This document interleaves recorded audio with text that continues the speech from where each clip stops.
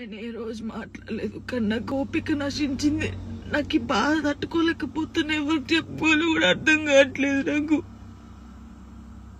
నా లైఫ్ మీద మీకు ఇంత ఇంట్రెస్ట్ ఎందుకు? మీ లైఫ్ మీద పెట్టుకోండి కదా. ఆ టైంలో మీ లైఫ్ మీద పెట్టుకుంటే బాగుంటది. ఒక అమ్మాయి జీవితంతో ఆడుకున్నాడు ఎందుకు?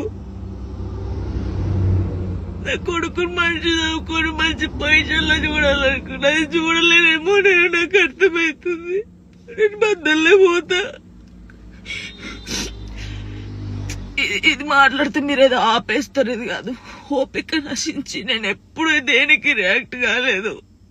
ఒక అన్నతో మాట్లాడే తప్పు, నా తమ్ముడని మాట్లాడితే తప్పు. ఎవరు పడితే వారికి లింకులు వేస్తారు.